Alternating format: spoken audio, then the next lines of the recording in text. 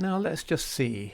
A, E, I, O, U.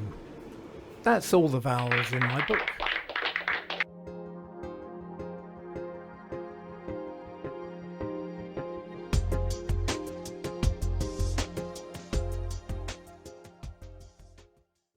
Yep, South Ealing Station, the station with all the vowels.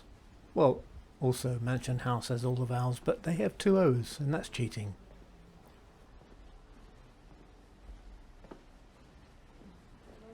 So let's talk about South Ealing Station. Well, it was opened by the District Railway on the 1st of May 1883 on a new branch line from Acton to Hounslow. They built a station at South Ealing, but there was no stop at Northfields, and the next station on the new line was as far as Boston Manor, which was then called Boston Road. Just down the line, the Northfields district was just then a muddy lane which became Northfield Avenue, passing through some market gardens. But housing began to be built in the area, and in 1908 a small halt was built at Northfields on the opposite side of Northfields Avenue from today's station. Housing also began to appear to the north of South Ealing Station. The area became a bit commercial with new shops around the station.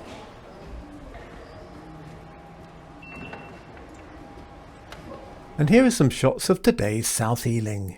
Some shops, the local co-op, some street signs.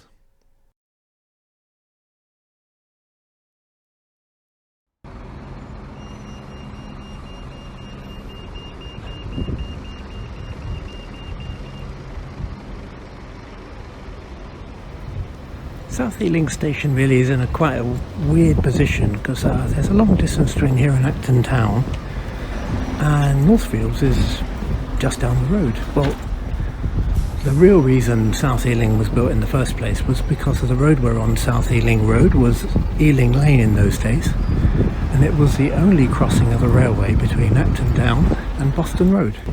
So it required a station because there was an access road already, and so South Ealing came to pass. So there was a huge gap between Acton Town and South Ealing, and another huge gap between South Ealing and Boston Road, which became Boston Manor in due course. But in the Edwardian times there was just a little bit of housing development in the Northfields district. Don't know why it actually got an S in the end. I assume it's just to match Southfields, because nothing was called Northfields at all. It's Northfield in those days. Anyhow, housing began to be developed, and in 1908 they decided Northfields needed a halt.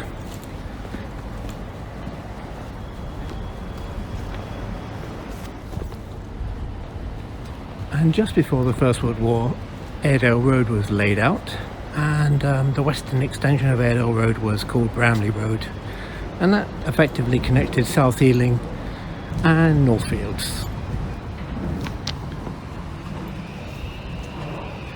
By the way, while we're here, Airedale Road, occasionally they do this here, which is closing the road to cars and letting children play along the street, which is quite a nice thing. Anyway, back to history. The First World War came and went, and the lines of the London Underground came under one ownership. And the powers that be then decided to extend the Piccadilly line along the same route as the District Line. The District Line services were rather slow because they had to stop at Turnham Green, Stamford Brook, Ravenscourt Park, Chiswick Park, other stations. So they decided to add two new tracks to that line, and the Piccadilly line mirrored the District Line. The Piccadilly line would, if it's going to run all these services, needed a depot, and land was found at Northfields just beside the station. In fact, not only just beside the station, but to give the depot its space it needed to replace the Northfield platforms. And so it was decided to re-site Northfield Station onto the other side of the bridge, with the platforms running west from Northfield Avenue and not east as they had before. Sorry, east and not west. Listen, I think it's too windy out here. I'm going to move myself to a voiceover, otherwise I'm going to get blown away. Did you really say voiceover? I think you meant voiceover. Anyway, happy to help. The platforms at South Ealing were on the west side of South Ealing Road, and the ends of the platforms, Northfields and South Ealing, were just 300 yards from one another.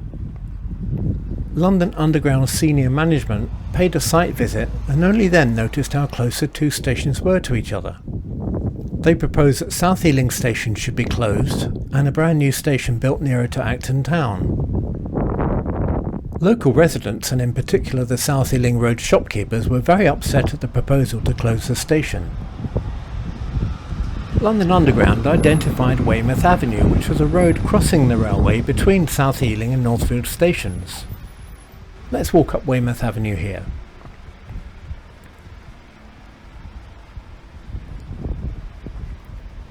This new entrance was built, and sorry for the quality of the photo, it's the only one I could find. The Weymouth Avenue entrance to Northfield Station was a rather curious affair, with a ticket office and a long elevated walkway down to the Northfields platforms. It's no longer here.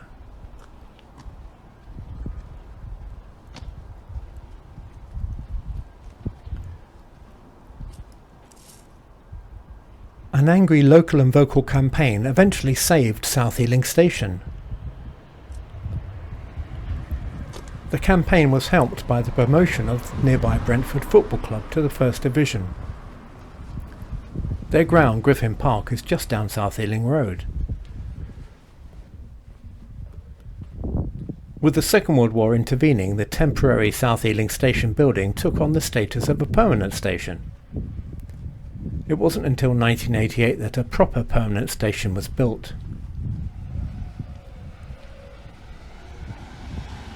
Incidentally, this building here is the Bramley Road Doctor's Surgery.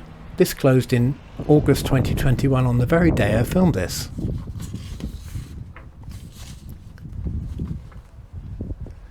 Airedale Road has become Bramley Road at this point, and all the land around here was owned by the Steele family originally, who had orchards on the land. Hence the apple names of many streets.